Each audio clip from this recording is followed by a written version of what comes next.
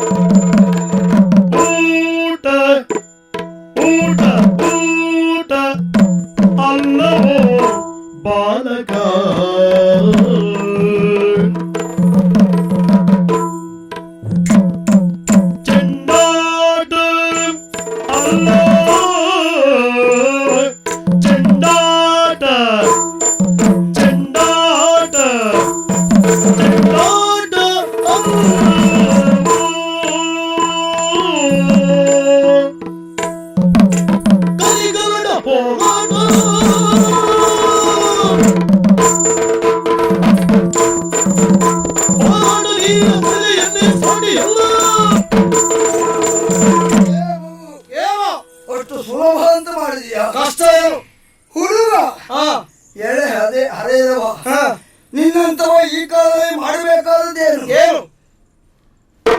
ಹೊಟ್ಟೆ ತುಂಬಾ ಊಟ ಮಾಡಿದ್ದು ಜೀರ್ಣ ಆಯಿತು ಅಂತಾದ್ರೆ ಹೃಷ್ಟಪುಷ್ಟವಾಗಿ ಬೆಳೆಯುತ್ತೀಯ. ಹಾಗೆ ಬೆಳೆದ ಮೇಲೆ ಮಾಡಬೇಕಾದದ್ದು ಆಟ, ಬುಗುರಿ ಆಟ, ಚಿಣಿಕೋಲ ಆಟ, ಚೆಂಡಾಟ, ಇದನ್ನೆಲ್ಲ ಮಾಡಿದ ಮೇಲೆ ಅಭ್ಯಾಸ ಕರಗತ ಆದ್ರೆ ಈ ಶಸ್ತ್ರ ಹೋರಾಟ. ನಮ್ಮಂತವರಲ್ಲಿ ಹೋರಾಟ ಮಾಡುವುದು ಅಂದ್ರೆ ಊಟ ಮಾಡಿದಷ್ಟು ಚೆಂಡಾಟ ಆಡಿದಷ್ಟು ಸುಲಭ ಅಲ್ಲ.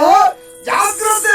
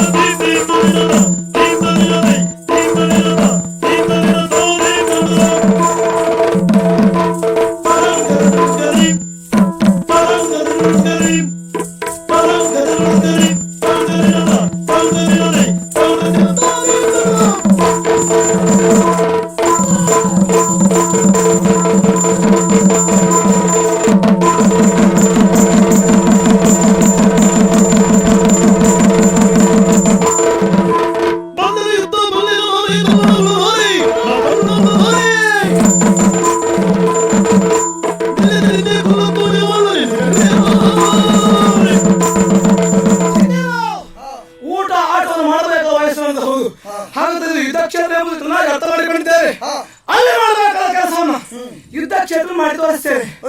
ಹೇಗೆ? ಊಟದ ವ್ಯವಸ್ಥೆ. ನಿನ್ನ ತಲೆಯನ್ನು ಕಳೆದು ಆ ಬಿದ್ದಂತ ದೇಹವನ್ನು ಸೇವೆ ಕರುಳ ಮಾಲೆಗಳನ್ನ ಮಾಂಸ ರಾಶಿಗಳನ್ನ ನರಿ ನಾಯಿಗಳಿಗೆ ಊಟವನ್ನಾಗಿ ಬಡಿಸ್ತೇನೆ. ಆಮೇಲೆ ಚೆಂಡಾಟ ಯಾವುದು ಹೇಳಿಲ್ಲ. ಊಟ ಮಾಡಿದ್ರೆ ಶಕ್ತಿ ಬರ್ತದೆ, ಆಟ ಆಡಬೇಕು. ನಿನ್ನ ತಲೆ ಉಂಟಲ್ಲ, ಆ ತಲೆಯನ್ನು ಎಡಗಾಣದ ತುಳಿತೇನೆ. ಕುಂಬರಿಯಿಂದ ಅಮರಕ್ಕೆ ಹೋಗುವಾಗ, ಅಮರದ ಕುಂಬರಿಗೆ ಹೋಗುವಾಗ ನನ್ನ ಪಾಡಿಗೆ ಚೆಂಡಾಟ ನೋಡ್ತೀಯಾ? ಎಷ್ಟು ಸಣ್ಣ ಬಾಯಲ್ಲಿ ಎಷ್ಟು ದೊಡ್ಡ ದೊಡ್ಡ ಮಾತಾಡ್ತೀಯ. ಮಗು, ಏನು ನಿನ್ನ ಹೆಸರೇನು? ಶೈತ್ಯ. ನಿನ್ನ ಅಪ್ಪ ಅಮ್ಮನಣ್ಣ, ಅಮ್ಮ ಅಪ್ಪನಂಟಿ. ಅಧಿಕ ಪ್ರಸಂಗಿ. ನೀನು ಇಷ್ಟ ಹೇಳ್ಕೊಟ್ಟ ನಿನ್ನ ಗುರು ಯಾರು?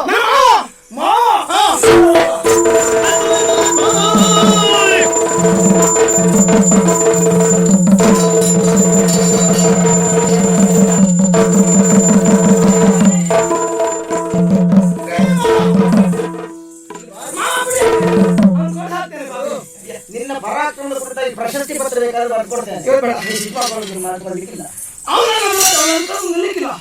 ಸುಮ್ಮನೆ ಇರಪ್ಪ. ಸರಿ, ರಾಜದ್ರೋಹಿಗಳನ್ನು ದಯವಿಟ್ಟು ಕ್ಷಮಿಸಬೇಕು ಅಂತ ಪ್ರಾರ್ಥನೆ.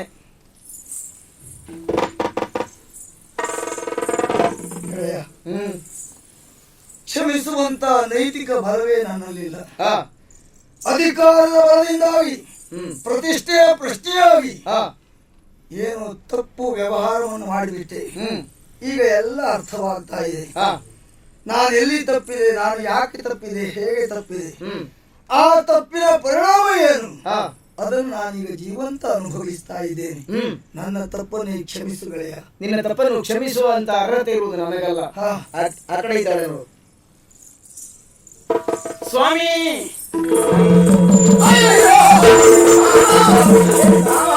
ಹೋಯ್ತು ಹೋಯ್ತು. ನಾನು ಉಪದೇಶ ಮಾಡೋ ನೀವು ಅವನ ಕಳ್ಕೊಳ್ಳುದ? ನನ್ನ ಮಾನ ಮರ್ಯಾದೆ ಎಲ್ಲ ಬೀದಿ ಪಾಲಾಯ್ತು ಮಾವ.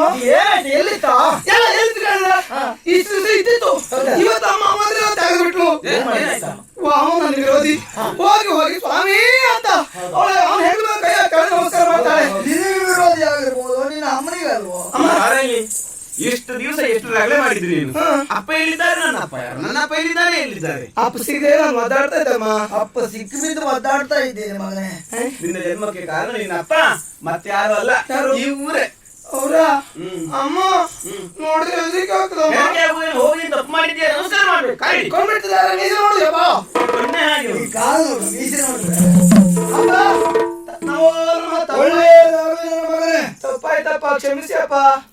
ತಪ್ಪೇ ಆಗ್ಲಿಲ್ಲ, ಕ್ಷಮಿಸುವ ಮಾತೇಲಿ ಬಂತು. ಇಲ್ಲ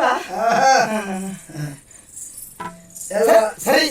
ಅಂತೂ ಸ್ವಾಮಿ ನಾವಿಬ್ರು ಒಂದಾದದ್ದು ಹೌದು, ಆದ್ರೆ ನಾವಿಬ್ರು ಒಂದಾಗುವುದಕ್ಕೆ ಇಷ್ಟು ಪ್ರಯತ್ನ ಪಟ್ಟ ನನ್ನಿಗೆ ಒಂದು ಸರಿಯಾದ ವ್ಯವಸ್ಥೆ ಆಗ್ಬೇಕು ಬೇಡ? ಒಳ್ಳೆ ಹುಡುಗಿಯನ್ನ ಇನ್ನು ಮುಂದೆ ನಾನೇ ಸ್ವತಃ ಊರಿಗೆ ಹೋಗಿ ಹುಡುಕಿ ತಂದು ಮದುವೆ ಮಾಡ್ತೇನೆ. ದಯವಿಟ್ಟು ನೀವು ತಿರುಗಾಟ ಮಾಡೋದು ಬೇಡ. ನನ್ನ ಮೇಲೆ ಭರವಸೆ ಇಲ್ವಾ? ಖಂಡಿತವಾಗಿ ಹೌದು. ಭರವಸೆ ಇಲ್ಲ ಹೌದು. ಯಾಕೆ?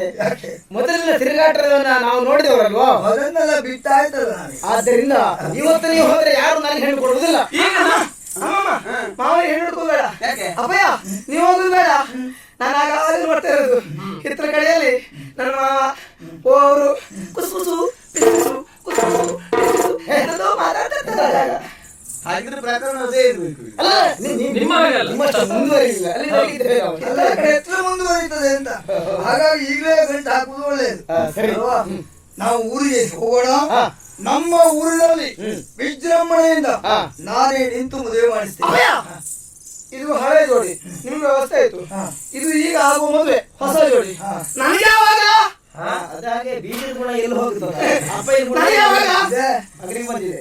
ಬರ್ಲಿ, ಸರಿ ಬರ್ಲಿ. ಎಂತ ಮೀಸೆ ಮೀಸೆ ಅಲ್ಲ, ನಾನೆಂತ ಹೇಳಿದ್ದು? ನೀನು ಮದುವೆ ವಿಷಯ ಅಲ್ವಾ? ಅಲ್ಲಪ್ಪ, ಮೊದಲಲ್ವಾ? ನನಗೆ ಊಟ ಪಾಯಸ. ಅಯ್ಯೋ, ಮದುವೆ ಆದ ಮರುಗಳಿಗೆ ಎಲ್ಲಿಯೇ ಊಟ. ಊಟ ಊಟ ಊಟ